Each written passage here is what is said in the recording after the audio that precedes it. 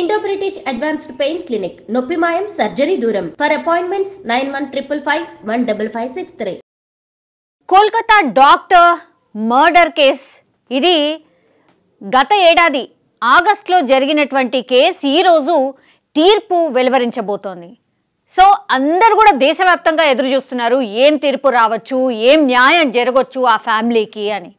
ఆగస్టులో జరిగినటువంటి ఈ ఇన్సిడెంట్ ఇప్పటికీ కూడా చాలామందిని విచారించడం కావచ్చు, సిబిఐ ఎంట్రీ అయింది, ఆ తర్వాత కోర్టులు తమ వాదనలు వినిపించారు, ఇవన్నీ కూడా జరిగాయి. అండ్ సాక్షుల్ని ప్రవేశపెట్టారు.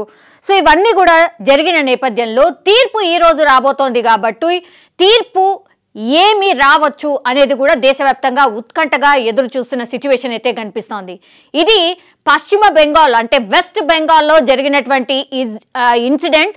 పూర్తిగా డాక్టర్స్ అయితే ఒక డాక్టర్ని అత్యంత దారుణంగా రేప్ చేసి మర్డర్ చేసినటువంటి కేసు ఇది. చాలా మందిని కదిలించింది అనుకోవచ్చు ఈ ఇన్సిడెంట్ కూడా. రాష్ట్ర వ్యాప్తంగా, దేశవ్యాప్తంగా చాలా చోట్ల కూడా పెద్ద ఎత్తున నిరసనలు కూడా కొన్ని నెలల పాటు జరిగాయి. న్యాయం జరగాల్సిందే, న్యాయం జరగకపోతే మేము విధులకు కూడా రాము అని చాలా రోజుల పాటు డాక్టర్స్ అయితే తమ వృత్తులను కూడా పక్కన పెట్టేసి న్యాయం చేయాల్సిందే, లేకపోతే ఇట్లాంటి ఇన్సిడెంట్స్ ఇంకా దేశవ్యాప్తంగా అందరి మీద జరిగే అవకాశం ఉంది అంటూ పెద్ద ఎత్తున గలం వినిపించిన పరిస్థితి. యాక్చువల్లీ ఒక్కసారి రీకాల్ చేసుకుందాం ఈ కేసు ఏంటి అనేది నేను ఒక్కసారి చెప్పబోతున్నాను. యాక్చువల్లీ ఇది కోల్కతా ఆర్జీకర్ మెడికల్ కాలేజీలో పీజీ డాక్టర్ పై అత్యాచారం, ఆ తర్వాత హత్య కేసుకి సంబంధించి Sealdah civil and criminal court ఇవాళ తుది తీర్పు ఇవ్వబోతోంది. సో గత ఏడాది ఆగస్టు 9న ఆర్జీకర్ ఆసుపత్రిలో మహిళా డాక్టర్ పై అత్యాచారం ఘటన జరిగింది. నవంబర్ 12 నుంచి సిల్దా కోర్టు విచారణ చేపట్టింది. ఆగస్టు 9న ఇన్సిడెంట్ జరిగితే నవంబర్ 12న సిల్దా కోర్టు విచారణ చేపట్టింది. 50 మంది సాక్షుల్ని పరిశీలించింది, విచారించింది. సో ఈ నెల 9వ తేదీన తుది విచారణ ఆల్మోస్ట్ ఈ కేసులో పూర్తయిపోయింది. 2 నెలల పాటు విచారణ జరిపినటువంటి సిల్దా కోర్టు శనివారం రోజు అంటే ఈ రోజు తీర్పు ఇవ్వబోతోంది. ఈ తీర్పు పైనే అందరూ ఉత్కంఠగా ఎదురు చూస్తున్న పరిస్థితి అయితే కనిపిస్తోంది. ఇది ఎక్కడైతే ఆమె హాస్పిటల్లో పనిచేసినటువంటి ప్లేస్, ఇది ఎంత ఆందోళనకరంగా ఉందో ఆ సిచ్యువేషన్ ఆనాడు మనం చూడొచ్చు. కొన్ని నెలల పాటు ఇట్లాంటి పరిస్థితి ఆ హాస్పిటల్ పరిసరాల్లో మనం చూసిన పరిస్థితి. అది ఆర్జీకర్ మెడికల్ కాలేజ్ దగ్గర ఉన్నటువంటి పరిస్థితి. ఆనాడు కొన్ని నెలల పాటు ఇదే సిచ్యువేషన్ ఆ హాస్పిటల్ దగ్గర కనిపించింది. సో కోల్కతా హైకోర్టు ఆదేశాలతో సిబిఐ విచారణ చేపట్టింది. ఈ కేసుకి సంబంధించి నిందితుడు సంజయ్ రాయ్కు పాలిగ్రాఫ్ టెస్ట్ నిర్వహించడం సహా ఆర్జీకర్ మాజీ ప్రిన్సిపల్ సందీప్ ఘోష్తో పాటు పలువురిని సిబిఐ ప్రశ్నించిన పరిస్థితి అయితే కనిపించింది. అండ్ ఈ ఘటనకు నిరసనగా ఆర్జీకర్ హాస్పిటల్లో నిరసన తెలుపుతున్న ఆందోళనకారిపై కూడా దాడి ఘటన సంచలనం రేపింది. అండ్ ఈ అంశంపై పశ్చిమ బెంగాల్ సర్కార్ను కోల్కతా హైకోర్టు తీవ్రంగా మందలించింది. నేను చెప్పాను కదా, చాలా పెద్ద ఎత్తున నిరసన జరిగిన సిచ్యువేషన్ ఉండింది.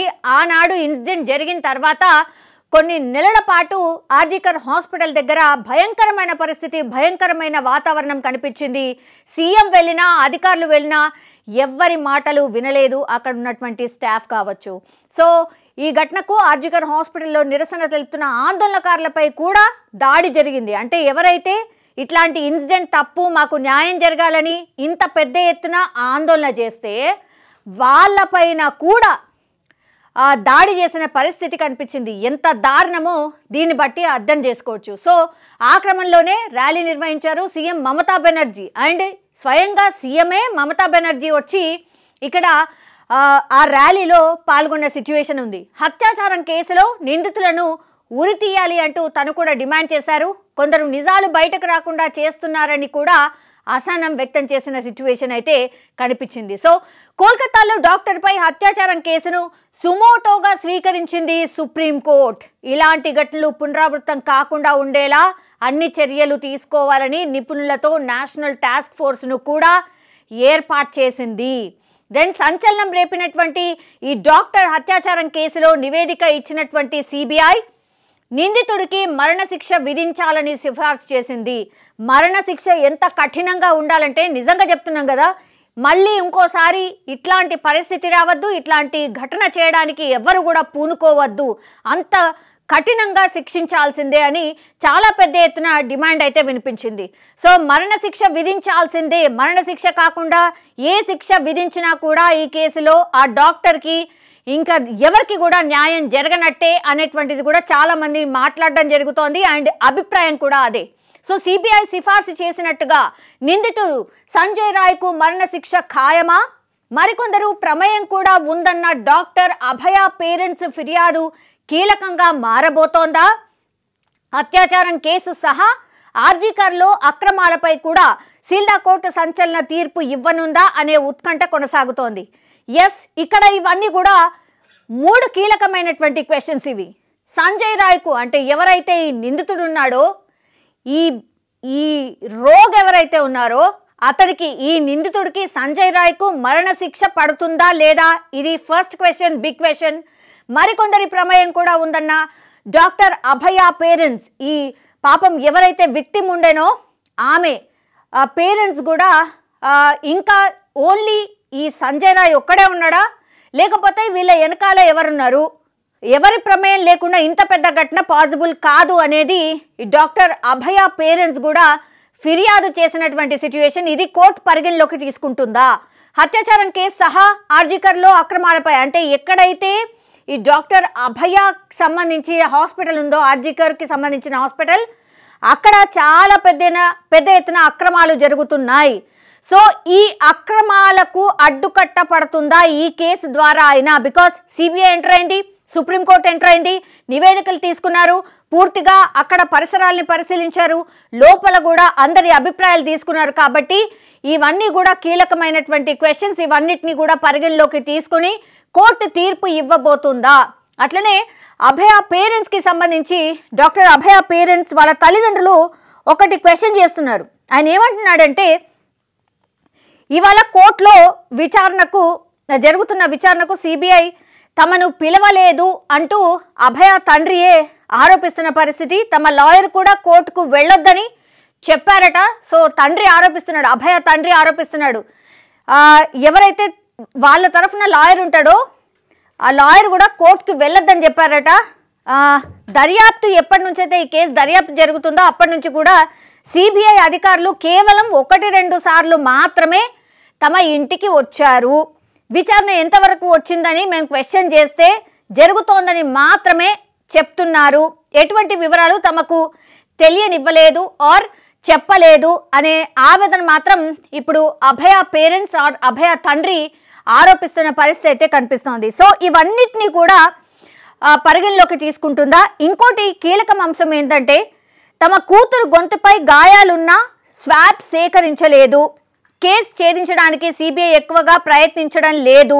ఈ ఘటనలో 4 పురుషులు 2 మహిళలు ఉన్నట్టుగా DNA రిపోర్ట్లో వెల్లడైందని అధికారులు పేర్కొన్నారని కూడా ఆయన గుర్తు చేస్తున్నారు. ఈ దారుణానికి పాల్పడిన వారికి కఠిన శిక్ష విధించాలని డిమాండ్ చేస్తున్నారు. సో ఇది యాక్చువల్లీ మీరు నిందితుడిని ఒక్కడనే చూపెడుతున్నాడు, కానీ నిందితుడు ఒక్కడు కాదు, దీని వెనకాల చాలా మంది ఉన్నారు. DNA టెస్ట్లో కూడా ఇదే బయటపడింది. వాళ్ళని ఎందుకు విచారించట్లేదు, ఓన్లీ సంజయ్ రాయ్ని మాత్రమే ఎందుకు చూపిస్తున్నారు అనేది కూడా అభయ తల్లిదండ్రులు ఆరోపిస్తున్న పరిస్థితి అయితే కనిపిస్తోంది. సో ఇవన్నీ కూడా కీలక అంశాలు కాబోతున్నాయి. అండ్ అత్యాచారం కేసులో మరికొందరు ప్రమేయం ఉందని పేర్కొంటున్న డాక్టర్ అభయ పేరెంట్స్ నిజం తేల్చి వాళ్ళందరికీ శిక్ష వేయాలంటున్నారు. తమకు న్యాయం జరుగుతోందని ఒక ఆశాభావం అయితే వ్యక్తం చేస్తున్నారు. న్యాయం జరిగే వరకు పోరాడతామన్నారు. వాళ్ళతో పాటు యావత్ దేశం సీల్దా కోర్టు ఎలాంటి తీర్పు ఇవ్వబోతోందని ఆసక్తిగా ఎదురు చూస్తోంది. ఎస్, నేను ఇంతకుముందు చెప్పినట్టుగా దేశం అంతా కూడా ఎదురు చూస్తున్న సిచ్యువేషన్ అయితే కనిపిస్తోంది. ఇది పూర్తిగా దేశవ్యాప్తంగా ఒక సంచలనమైనటువంటి కేసు. అండ్ ఆగస్టు 9న జరిగినటువంటి కేసు ఈ రోజు సీల్దా కోర్టు ఒక తీర్పు అయితే ఇవ్వబోతోంది.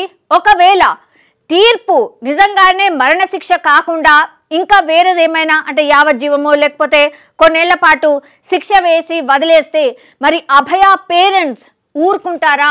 అభయ పేరెంట్స్ నెక్స్ట్ స్టెప్ ఏంటి? వాళ్ళు లేవనెత్తిన అంశాలు, వాళ్ళు లేవనెత్తిన క్వశ్చన్స్ అన్నిటికీ ఆన్సర్ రాకపోతే వాళ్ళ ఫర్దర్ స్టెప్ ఏంటి అనేది కూడా పూర్తిగా అందరూ ఎదురు చూస్తున్న పరిస్థితి అయితే కనిపిస్తోంది. కానీ డాక్టర్ అభయకు న్యాయం జరగాల్సిందే అని అందరూ కోరుతున్న సిచ్యువేషన్ అయితే కనిపిస్తోంది. కోర్టు ఏం తీర్పు ఇస్తుందని దేశవ్యాప్తంగా అందరూ ఎదురు చూస్తున్న పరిస్థితి అయితే కనిపిస్తోంది.